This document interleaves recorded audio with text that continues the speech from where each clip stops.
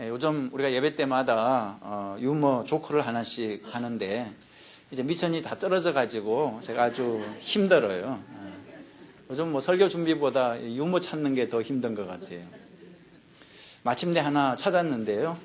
여러분들이 그런데 또 뭐 웃어주지도 않고 뭐 저건 내가 다 아는 건데 이러면 정말 제가 힘이 드니까 한번 보겠습니다. 이 전쟁 때 발생한 사건이라고 그래요. 전쟁 때 적군이 이제 길을 다 막고 있어가지고 꼭 필요한 물품들이 군인들에게 제대로 공급되지 않았습니다. 어느 날 보급품 담당 장교가 와서 병사들에게 이렇게 말했다고 그래요.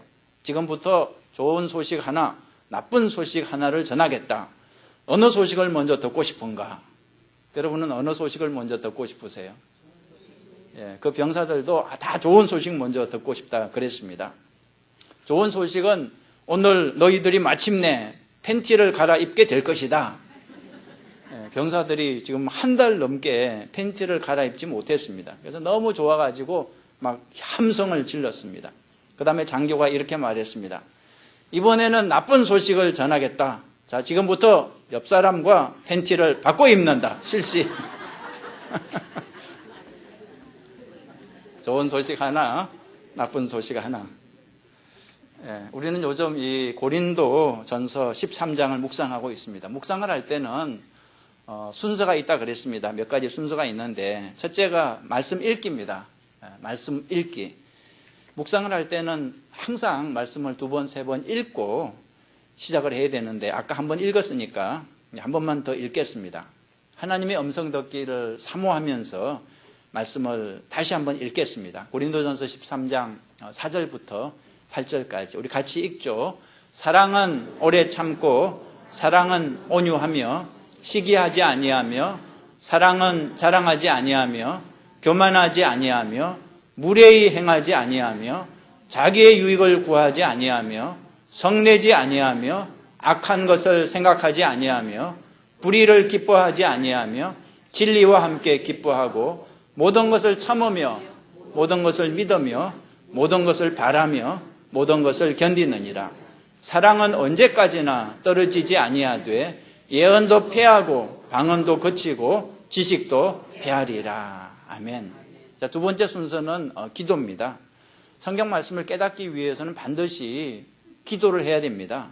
성경은 소설책이 아니라 영적인 책이기 때문에 영이신 하나님의 도우심을 받아야만이 성경을 깨달을 수 있습니다. 그래서 기도를 반드시 해야 되는 거죠. 자, 화면 보면서 오늘의 기도를 우리가 다 함께 고백해 보겠습니다. 우리 같이 고백하죠. 참 좋으신 하나님 아버지, 주님께 감사와 찬양과 영광을 드립니다. 오늘 주신 말씀을 대할 때 우리의 눈을 열어 주옵소서, 우리의 영안을 열어 주옵소서, 하나님의 말씀을 깨닫게 하여 주옵소서. 나에게 주시는 말씀으로 받겠습니다. 주시는 말씀에 순종하겠습니다. 내 생각을 내려놓고 주님의 뜻에 따르겠습니다. 바른 길로 인도하여 주옵소서. 사랑의 길로 인도하여 주옵소서. 예수님의 이름으로 기도했습니다. 아멘. 자, 이제 세 번째는 내 마음에 와닿는 단어나 문장을 찾아보는 것입니다. 오늘 말씀 중에서 여러분 마음에 와닿는 단어나 문장을 한번 찾아보시는 거죠. 자, 그 전에 먼저 지난주 말씀을 잠깐 복습하는 시간을 갖겠습니다. 자, 고린도 전서에는 사랑의 특징이 몇 가지 나온다 그랬습니까? 15가지가 나온다 그랬습니다. 이 15가지는 다시 크게 세 그룹으로 나눌 수 있다 그랬는데 그 중에서 두 번째 그룹에 해당하는 사랑을 지난주에 살펴봤습니다. 여러분 지난주에 살펴본 사랑의 5가지 특징 기억하십니까? 첫 번째 특징이 무엇이었습니까? 사랑은 무례하지 않습니다. 사랑은 무례하지 않습니다. 무례한 사랑은 마치 눈먼 사랑과 같다 그랬습니다. 눈먼 사랑은 상대방에게 상처를 준다 그랬습니다. 자기 딴에는 실컷 사랑했는데 상대방은 그 눈먼 사랑 때문에 너무나 고통을 당하는 거죠. 그러니까 두 사람 사이에 오해가 쌓이는 것입니다. 한쪽에서는 왜 내 사랑을 몰라주냐 그러고 다른 한쪽에서는 왜 나에게 고통을 주느냐 이렇게 되는 것입니다. 여러분 잊지 마십시오. 무례한 사랑은 사랑이 아닙니다. 가짜입니다. 욕심입니다. 진짜 사랑은 무례하지 않습니다. 자, 두 번째 특징이 무엇이었습니까? 사랑은 자기 유익을 구하지 않습니다. 인간의 사랑은 자기 유익을 구하죠. 그러므로의 사랑입니다. 나한테 이익이 있기 때문에 그 사람을 사랑하는 거죠. 저 남자는 돈도 많고 키도 크고 그러므로 사랑한다. 저 여자는 얼굴이 이쁘고 날씬하니까 그러므로 사랑한다. 이런 게 인간의 사랑입니다. 나한테 이익이 있으니까 사랑하는 거. 이런 사랑은 사랑이 중단될 때, 아니 이익이 중단될 때 사랑도 중단이 되는 것입니다. 그렇지만 하나님의 사랑은 그럼에도 불구하고의 사랑이라 그랬죠. 하나님은 우리가 잘났기 때문이 아니라 못났는데 죄인인데 그럼에도 불구하고 사랑해 주셨습니다. 그래서 로마서 5장 8절이 그 증거죠. 우리가 아직 죄인 되었을 때에 그럼에도 불구하고 그리스도께서 우리를 위하여 죽으심으로 자신의 사랑을 확정하셨느니라. 그래서 지난주에 옆 사람하고 인사한 거 기억하세요? 뭐라고 인사하셨습니까? 그럼에도 불구하고 사랑합니다. 그렇게 인사하셨죠? 그럼에도 불구하고 사랑합니다. 자, 세 번째 사랑의 특징이 무엇이었습니까? 사랑은 화를 내지 않습니다. 화라고 하는 감정 자체는 죄가 아니라 그랬습니다. 감정은 그냥 감정이죠. 감정에는 뭐 옳고 그름이 없습니다. 화라고 하는 감정은 죄가 아니지만 그 감정을 잘못 표현하면 죄가 된다 그랬습니다. 그래서 성경은 이렇게 말하죠. 화를 내어도 죄를 짓지 마십시오. 해가 지도록 화를 품지 말며 마귀에게 틈을 주지 마십시오. 여러분, 화 때문에 생기는 죄가 무엇입니까? 상대방을 미워하고 공격하는 것입니다. 그래서 상대방에게 상처를 입히는 거죠. 자, 오늘 성경은 이렇게 가르쳐 줍니다. 화를 내어도 죄를 짓지 말고. 무슨 뜻입니까? 화가 나도 상대방을 공격하지 말라는 거죠. 그리고 해가 지도록 화를 품지 말며, 다시 말해서 화가 나도 해지기 전에 화를 풀라는 것입니다. 화를 풀고 잠을 자라는 거죠. 주무시기 전에 용서하고 화해하라는 거죠. 자, 네 번째 사랑의 특징 무엇이었습니까? 사랑은 악한 것을 생각하지 않습니다. 악한 것을 생각하는 마음은 한을 품는 마음입니다. 내가 당한 것을 기억하고 복수를 맹세하는 거죠. 그렇지만 하나님의 사랑은 복수를 생각하지 않습니다. 원수 갚는 것은 하나님께 맡기고 원수까지 사랑하는 것이 하나님의 사랑이라 그랬습니다. 다섯 번째 사랑의 특징이 무엇이었습니까? 사랑은 불의를 기뻐하지 않고 진리를 기뻐합니다. 불의가 무엇입니까? 모든 죄가 다 불의라 그랬습니다. 마귀는 죄를 기뻐하고 불의를 기뻐하죠. 그러나 하나님은 죄를 미워하고 불의를 미워합니다. 하나님은 진리를 기뻐하십니다. 그래서 하나님의 사랑을 가진 사람들은 죄를 미워합니다. 죄를 멀리합니다. 말씀대로 사는 것을 기뻐하는 거죠. 자, 이제 오늘의 말씀을 살펴보겠습니다. 오늘은 이제 마지막 세 번째 그룹에 나오는 사랑의 특징인데 고린도전서 13장 7절과 8절에 나오는 사랑입니다. 고린도전서 13장 7절과 8절을 쉬운 말 성경으로 다시 한번 보죠. 쉬운 말 성경으로. 자, 같이 한번 천천히 한번 읽어보죠. 모든 것을 덮어주고 모든 것을 믿으며 모든 것을 바라고 모든 것을 견딥니다. 사랑은 결코 없어지지 않습니다. 그러나 예언도 사라지고 방언도 그치고 지식도 사라질 것입니다. 여기에도 사랑의 다섯 가지 특징이 나오고 있습니다. 첫째는 모든 것을 덮어준다. 둘째는 모든 것을 믿는다. 셋째는 모든 것을 바란다. 넷째는 모든 것을 견딘다. 다섯째는 결코 없어지지 않는다 그랬습니다. 자, 이 다섯 가지 사랑의 특징을 다시 좀 자세히 살펴보겠습니다. 자, 첫 번째, 사랑은 모든 것을 덮어줍니다. 한번 따라해 보시죠. 사랑은 모든 것을 덮어줍니다. 자, 사도 바울이 왜 사랑은 덮어주는 것이라고 강조를 할까? 그 이유는 그 당시 고린도 교회를 보면 알 수 있습니다.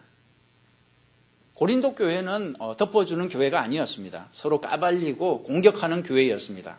그 결과 심각하게 싸움을 했어요. 교회가 하나 되지 못하고 분열이 됐습니다. 이 고린도 교회를 보면 참 이해가 되지 않습니다. 하나님을 믿는 사람들이 모여서 왜 이렇게 미워하고 싸우는지 참 이해가 되지 않습니다. 그런데 현대 교회를 보면 또 이해가 됩니다.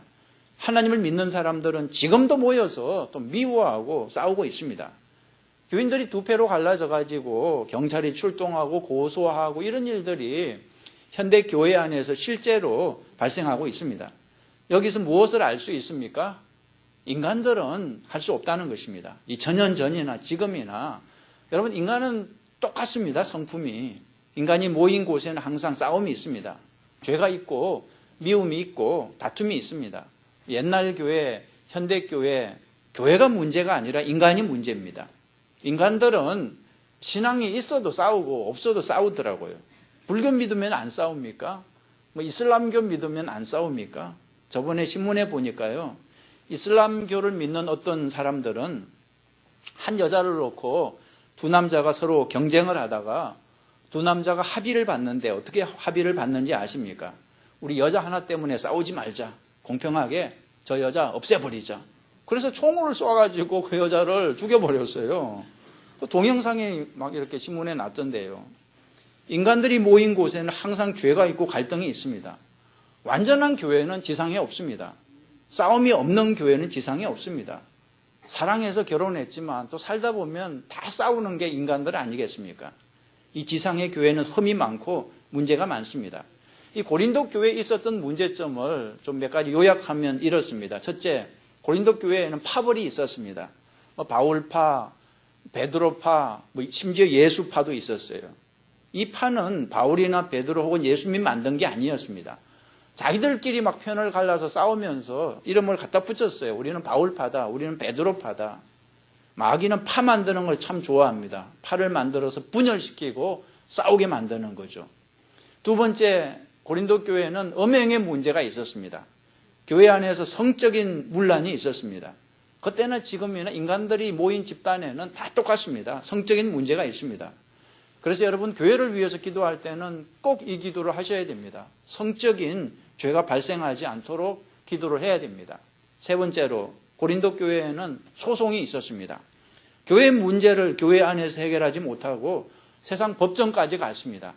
최근에 한국에 있는 감리교회가 그러지 않았습니까? 그 감독 뽑는 그 선거를 교회 안에서 해결하지 못하고 세상 법정에까지 가서 수치를 당했습니다. 네 번째로 그 우상 숭배를 위해 바친 음식을 먹어도 되는지 안 되는지를 놓고 다툼이 있었습니다. 또 다섯 번째, 언사를 놓고 다투었습니다. 자기 언사를 자랑하면서 서로 거룩한 척 했습니다. 고린도 교회 이런 문제들을 사도 바울이 멀리서 다 전해 들었습니다. 그래서 바울이 편지를 쓴 것입니다. 제발 좀 그만 싸우라고, 그만 좀 해라, 싸우는 거 중단해라, 하나님의 사랑으로 문제를 해결하라, 이렇게 쓴 것이 오늘 성경 고린도전서 13장입니다.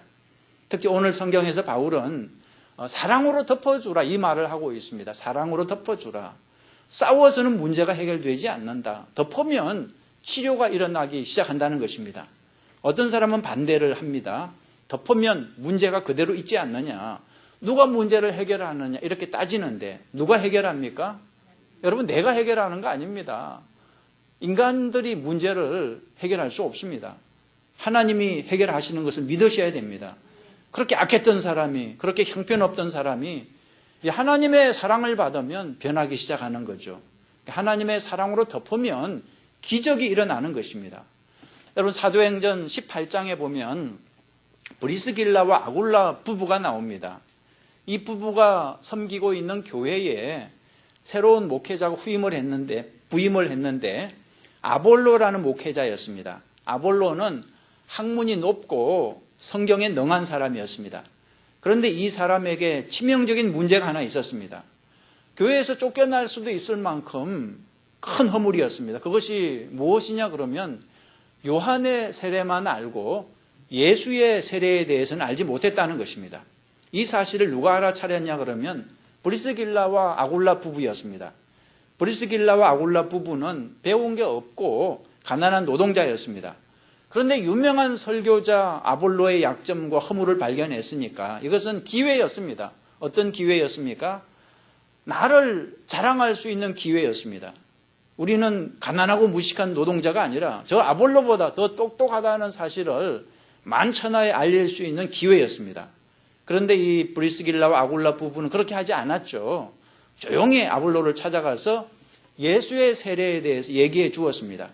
그리고 그와 같은 사실을 아무에게도 알리거나 퍼뜨리지 않았습니다. 그래서 그 문제는 조용히 해결이 됐습니다. 브리스길라 아굴라 부부의 위대한 점은 아볼로가 몰랐던 예수의 세례에 대해서 알고 있었다는 게 아닙니다. 이 부부의 정말 위대한 점은 아볼로의 약점을 조용히 덮어주었다는 것입니다. 만약에 브리스길라 아굴라 부부가 자기 지식을 자랑하면서 아볼로의 무지함을 공개적으로 비난하고 아볼로의 사역을 끝나게 했다면 이 부부는 결코 하나님께 칭찬받지 못했을 것입니다. 여러분 기억하십시오. 지식보다 중요한 것은 사랑이라는 것입니다. 지식보다 중요한 것은 예수님의 모습을 담는 것입니다. 예수님의 모습은 사랑 아니겠습니까? 특별히 덮어주는 사랑입니다. 여러분 창세기 9장에 보면 노아가 등장하죠. 노아가 어떤 사람입니까? 그 당시 의인으로 하나님께 인정을 받았습니다.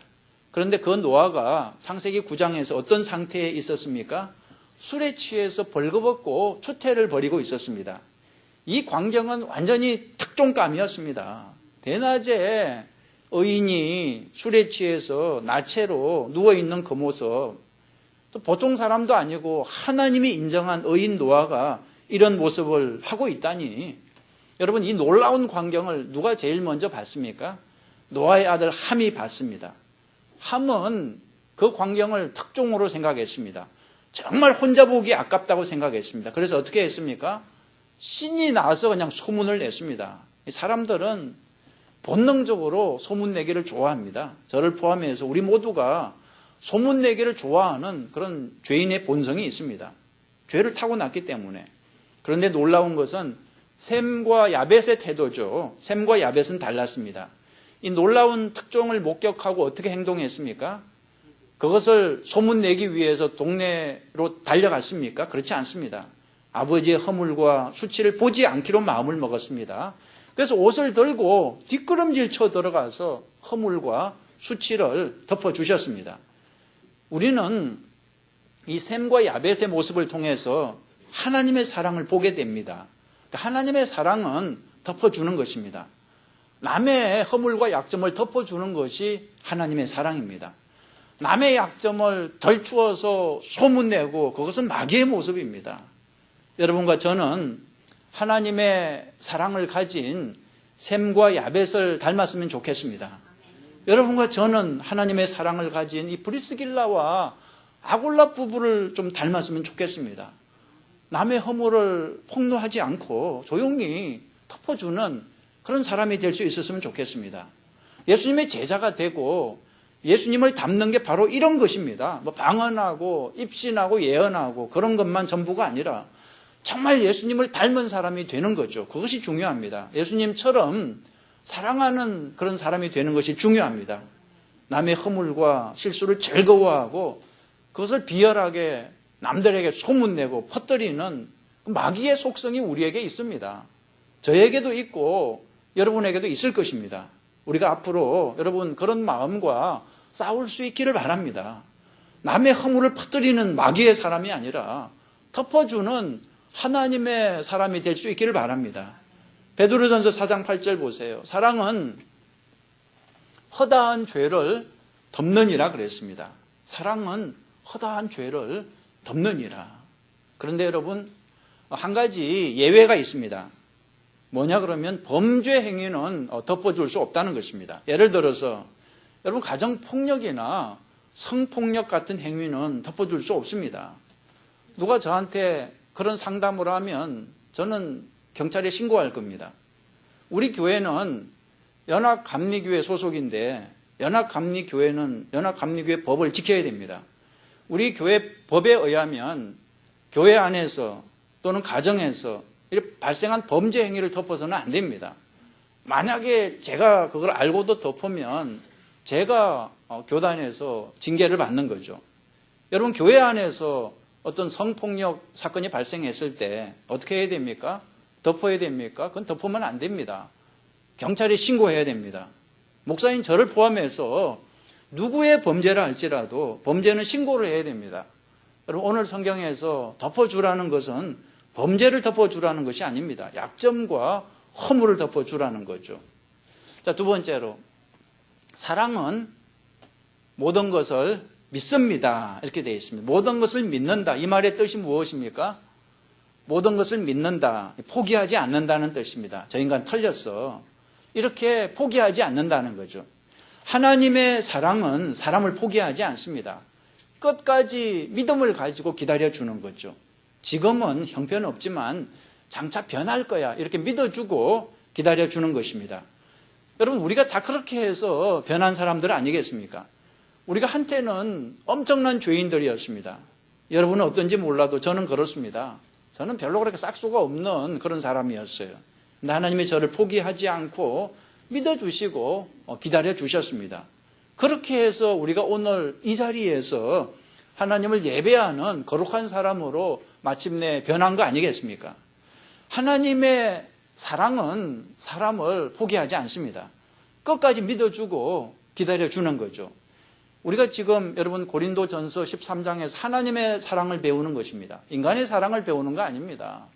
하나님의 사랑을 배우는 겁니다. 하나님의 사랑은 사람을 포기하지 않습니다. 예수님의 12제자 중에 가장 실수가 많은 제자가 누구였습니까? 베드로였습니다. 베드로는 감정적이고 충동적이었습니다. 기복이 너무 심했습니다. 갈대처럼 변덕이 심한 사람이었습니다. 이런 사람은 제자로 쓸만한 사람이 아닙니다. 그럼에도 불구하고 예수님은 베드로를 믿어주셨어요. 포기하지 않았습니다.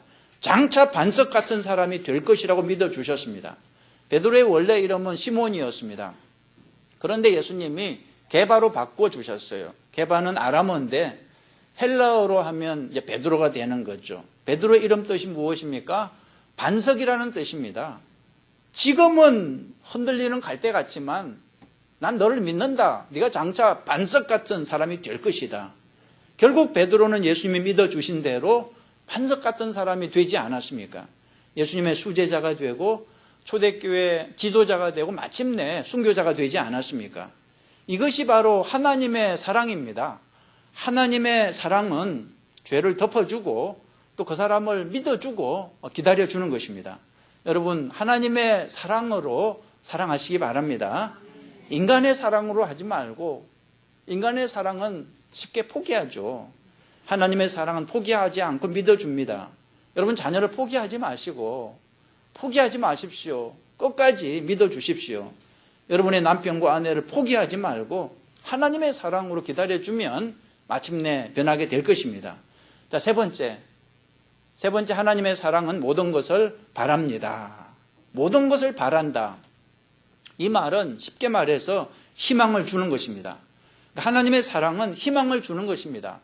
너는 틀렸어, 싹수가 없어, 이렇게 희망을 꺾는 것이 아니라 너는 할 수 있어. 지금 실패했지만 다시 한번 해봐. 절망하지 말고 당신은 성공할 수 있어. 이렇게 용기를 북돋아 주는 것입니다. 여러분, 노아는 홍수 이후에 땅이 말랐는지 알아보기 위해서 비둘기를 방주 밖으로 보냈습니다. 오랜 시간 이후에 비둘기가 감람나무 잎사귀 하나를 물고 들어왔죠. 이 잎사귀는 희망을 말하는 것입니다. 이제 바깥 세상에 홍수는 지나갔고 땅이 말랐다는 것입니다. 여러분, 주변 사람들에게 하나님의 사랑으로 희망을 주시기 바랍니다. 절망을 주지 말고 실패하고 절망하고 있는 사람에게 소망을 주십시오. 할 수 있다고 다시 해보라고 말해 주십시오. 하나님의 사랑으로 소망을 주면 자살을 생각했던 사람도 다시 힘을 얻고 일어서는 것입니다. 자, 네 번째로 하나님의 사랑은 모든 것을 견딥니다. 사랑하기 때문에 견디는 거죠. 예수님이 십자가 고통을 어떻게 견뎠을까? 그 힘든 그 고통을 어떻게 견뎠을까? 우리를 사랑했기 때문에 견디신 거죠. 여러분, 아이를 출산할 때 그 고통을 어떻게 견디셨어요?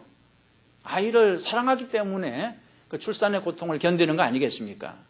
인간의 사랑은 너무 쉽게 포기해요. 조금만 힘들어도 포기하죠. 근데 하나님의 사랑은 무슨 일이 있어도 포기하지 않습니다. 가난하나 부하나 건강하나 병드나 모든 것을 견디는 것입니다.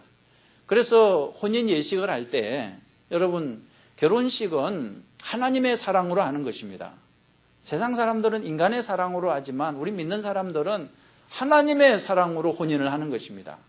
하나님의 사랑은 모든 것을 견디는 사랑입니다.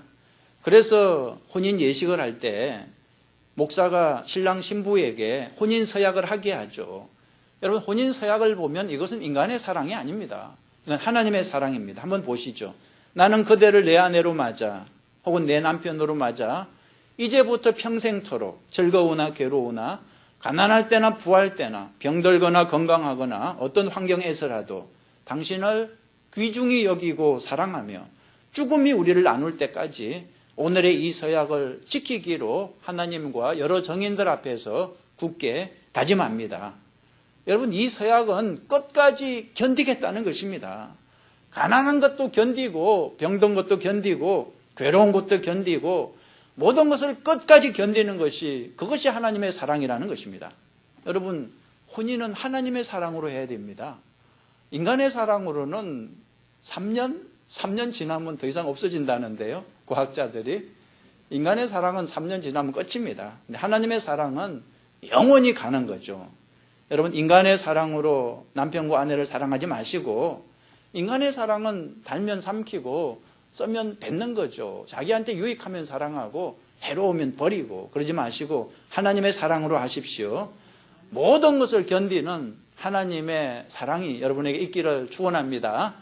마지막 5번째로, 사랑은 결코 없어지지 않습니다. 이게 결론입니다. 사랑은 절대 없어지지 않습니다. 절대 사라지지 않습니다. 사랑은 영원한 것입니다. 고린도전서 13장 8절 다시 한번 보시면 사랑은 결코 없어지지 않습니다. 그러나 예언도 사라지고 방언도 그치고 지식도 사라질 것입니다. 이 세상에 영원한 것은 없습니다. 예언도 방언도 지식도 다 사라질 것입니다. 돈도 명예도 집도 자동차도 직장도 다 사라지게 될 것입니다. 그러나 사랑은 사라지지 않고 영원히 남아있다는 거죠. 우리가 죽을 때 그것을 확실하게 알 수 있죠. 여러분, 우리가 숨을 거둘 때 돈도 직장도 자동차도 아무런 의미가 없습니다. 숨이 넘어갈 때 정말 의미 있는 것은 사랑밖에 없다는 거죠. 내가 사랑하는 사람, 나를 사랑하는 사람만이 중요한 것을 알게 될 것입니다. 여러분, 숨 넘어가기 직전에 이런 사람 보셨어요? 내 은행 스테이트먼트 좀 가져와봐. 마지막으로 그 동그라미 많은 거 보고 싶어. 이렇게 말하는 사람은 아무도 없습니다. 숨 넘어가면서 내 집문서 좀 가져와봐. 그거 보고 싶어. 이런 사람은 없습니다. 내가 사랑하는 사람 그 얼굴을 마지막으로 보고 싶어 하는 거죠. 여러분, 사랑은 영원한 것입니다. 천국에 가서도 사랑은 영원히 사라지지 않습니다. 여러분, 우리가 무엇을 위해 살아야 됩니까? 분명해지죠. 사랑을 위해서 살아야 됩니다. 여러분, 사랑을 위해서 여러분의 인생을 투자하시기 바랍니다. 사랑을 위해서 돈을 쓰고, 사랑을 위해서 시간을 쓰고, 사랑을 위해서 건강을 사용하십시오. 여러분의 삶을 사랑을 위해서 사용하면 후회하지 않는 그런 인생이 될 것입니다. 저는 오늘 이 사랑의 설교를 마치면서 고린도전서 13장을 좀 새롭게 읽어보고 싶습니다. 자, 고린도전서 13장 4절부터 8절까지 여기서 사랑이라는 말 대신에 예수님이라는 말을 넣고 한번 읽어보죠. 사랑이라는 단어 대신에 예수님이라는 단어로 바꾸어서 그렇게 한번 읽어보죠. 우리 화면을 보시면서 그렇게 한번 읽어보겠습니다. 예수님은 오래 참고, 예수님은 온유하며 시기하지 아니하며, 예수님은 자랑하지 아니하며, 교만하지 아니하며, 무례히 행하지 아니하며, 자기의 유익을 구하지 아니하며, 성내지 아니하며, 악한 것을 생각하지 아니하며, 불의를 기뻐하지 아니하며, 진리와 함께 기뻐하고, 모든 것을 참으며, 모든 것을 믿으며, 모든 것을 바라며, 모든 것을 견디느니라. 예수님은 언제까지나 떨어지지 아니하되 예언도 피하고 방언도 거치고 지식도 피하리라. 너무나 문장이 자연스럽죠. 이것은 하나님의 사랑, 예수 그리스도를 놓고 읽어보면 이 문장이 너무나 자연스럽습니다.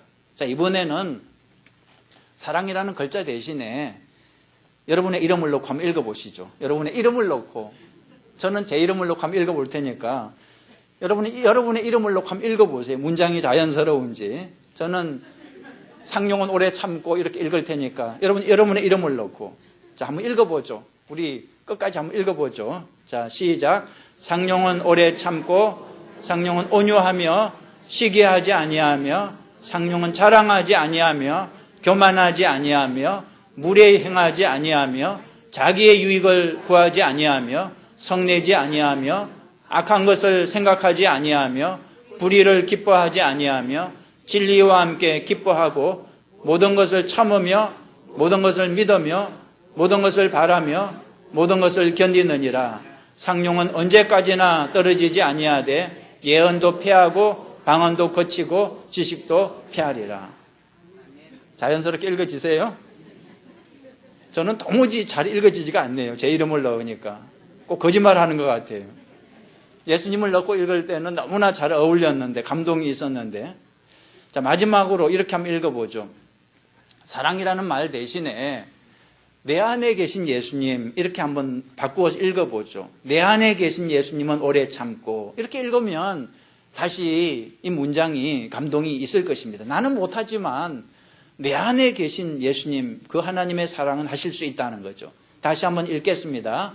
내 안에 계신 예수님은 오래 참고 내 안에 계신 예수님은 온유하며 시기하지 아니하며 내 안에 계신 예수님은 자랑하지 아니하며 교만하지 아니하며 무례히 행하지 아니하며 자기의 유익을 구하지 아니하며 성내지 아니하며 악한 것을 생각하지 아니하며 불의를 기뻐하지 아니하며 진리와 함께 기뻐하고 모든 것을 참으며 모든 것을 믿으며 모든 것을 바라며 모든 것을 견디느니라.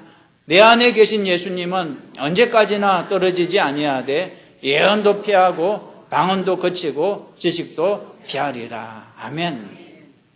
내 이름으로 살지 말고 내 이름으로는 안 됩니다. 내 안에 계신 예수님의 사랑으로 살아가십시오.